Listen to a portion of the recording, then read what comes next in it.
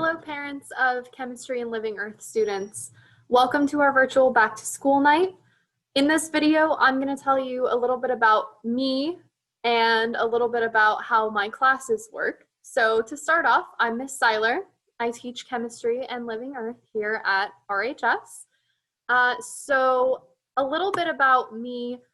I earned my bachelor's degree in biology from San Diego State University. I took quite a bit of chemistry in the process of getting that degree, so I know a fair amount about both subjects. While I was there as an undergrad, I worked in an ecology lab, which kind of sounds a lot cooler than it was, because for most of that I was grinding up kelp samples into fine powder and then running a chemical analysis on that powder, as well as cross-referencing kelp photos of the different sites where that kelp was picked up to do an analysis on their chemical composition, really. So for that portion, I tried not to fall asleep at my desk for most of it. But once we got past that and I actually got to go out into the field, it was quite a bit more fun after that. I also worked briefly in an anatomy lab while I was there. So there was this program where if you took anatomy and you got an A, and then you could have the opportunity to go back and teach the lab as one of the TAs. So that was where I discovered my passion for teaching, and I still really like anatomy. It's still quite a fun subject, but that was really where I discovered, hey, I want to be a teacher. We have a classroom animal. His name is Legolas. He is a legless lizard. I've had students comment to me in the past, he's a snake, he's a snake. No, he's not. I know he looks like a snake, but he isn't. He is actually an example of convergent evolution, where two species that aren't closely related kind of evolve side by side, and their traits are very, very similar and even serve similar purposes. But he is different than a snake. He has round pupils, whereas most snakes don't have round pupils. He has different kinds of scales. He's less flexible than snakes tend to be. And also he can actually lose the quote unquote tail portion of his body. So if I were to hold him up, there's a line about halfway down his body and everything below that is tail. So theoretically he could lose that and grow it back like lizards can.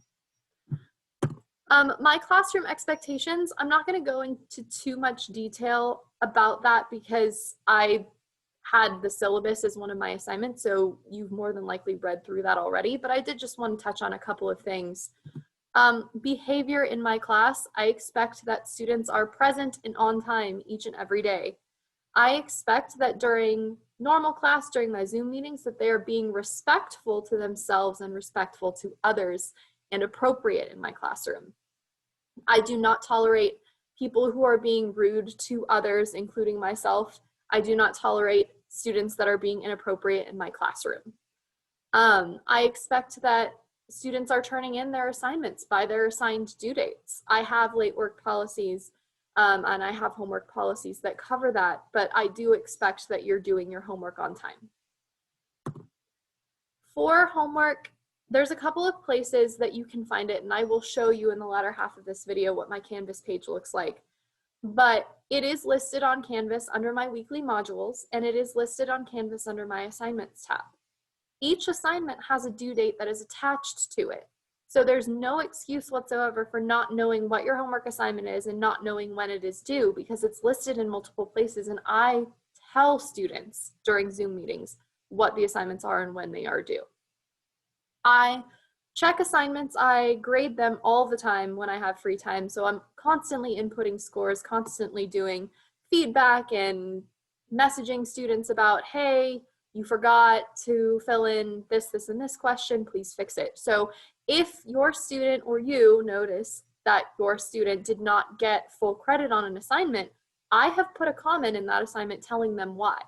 And I allow them to resubmit, to fix it and resubmit for full credit, because the whole point of my class is to learn. And so if your student is willing to go back into an assignment and fix their mistakes, then I see no reason not to give them full credit for that. Late work, on the other hand, if they're trying to turn in an assignment days, weeks after it's been due, it will lose point value. Depending on how late it is, it'll be a different point value. Like if you turn it in within the first week after it's due, you're going to get a maximum of 75% credit. If it's 2 weeks after it's been due, you get 50% max credit, and so on and so forth until after a month. I'm not going to accept the assignment anymore because it's been too long by that point and we're so far ahead of that assignment that they should be talking to me about any missed work much, much sooner than that. One thing I do want to take note of now for when we come back in person is that lab safety, it is a must, and I am very stringent about those policies in my classroom because lab safety is so, so, so important. And you don't often realize it, especially in a high school laboratory, but one mistake could mean a trip to the hospital for you. It did for me. There was a time when I was volunteering for a mad science program over the summer, and we were showing density using lava lamp wax. And that wax, when it's really warm, it'll become less dense and it'll float, and as it gets cooler, it'll sink. But I was carrying a bowl of really, really, really hot wax, and there was a 10-year-old or 11-year-old that decided not to listen to us and was running and then crashed into me. And so I ended up spilling that entire bowl of hot wax all over myself because he ignored the rules, and I ended up having to go to the hospital for second-degree burns. And that was not fun. And I don't want in my classroom any student to ever be in a position where they have to go to the hospital. We do use flame in chemistry specifically. We do use chemicals that can irritate your skin, and if they get in your eyes, could cause blindness. So when I tell students, keep X amount of feet away from a flame, when I tell them to wear safety goggles, when I tell them to wear closed-toed shoes, when I tell them to do certain lab safety procedures, I'm being serious. And if they disregard my instructions, I will kick them out, no questions asked, because it is very important. All right, so my contact info, just to mention this, my email is cseiler@ramonausd.net. My phone number for my classroom is 760-787-4169. If you call my classroom phone and I'm not in my room because I'm talking to a different teacher or on lunch or it's outside of school hours, I will return your phone call. I will return any email inside of my school hours. So at this time, I'd like to take you through my Canvas page, and I'm going to use my chemistry page as my example, but my Living Earth page is set up the same way. So all of the assignments can be found in the same places. So I'm in student view, so my page looks like what my students will see. And on the left, we have all of these buttons here. We have the home page, the assignments page, discussions, grades, syllabus, files, quizzes, modules, etc., etc. But on the home page, their link for my class Zoom meetings is highlighted in yellow. Living Earth is the same. And then the small group link is down here in green. So those are the links they're going to use to come to any one of my Zoom meetings. So they're there, and if they're having trouble finding it, it's all on my homepage, so you don't have to look very far. I operate out of modules. So my Chemistry Unit 1 module and my Living Earth Unit 1 module look similar, but each one of these pages is the weekly page. So if you were to click on one of the weekly pages, this little calendar for the week will pop up, and a description of what's happening in class that day will come up as well. So for instance, the first day I met the class, we did a welcome to chemistry introduction. We talked about what's expected. We talked about the syllabus. We talked about the RHS academic honesty code. We joined my Remind. Then the second day that I saw them, we continued, and this section that pops up, the homework, is super important for kids to pay attention to. It lists all the assignments and when they are due.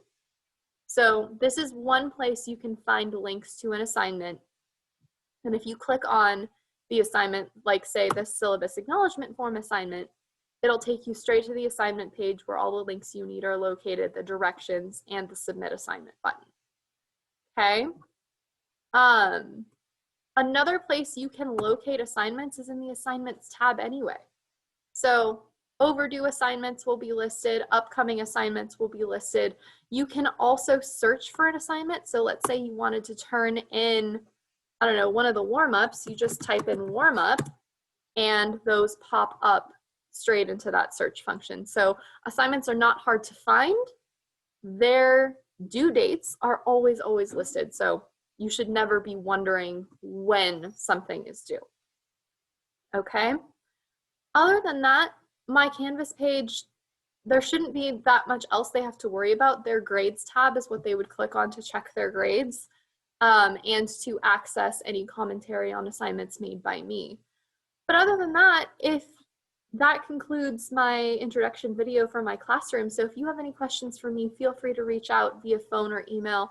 I will return any call or email that you make to me. It was lovely to meet you virtually, and I look forward to having your child in my class.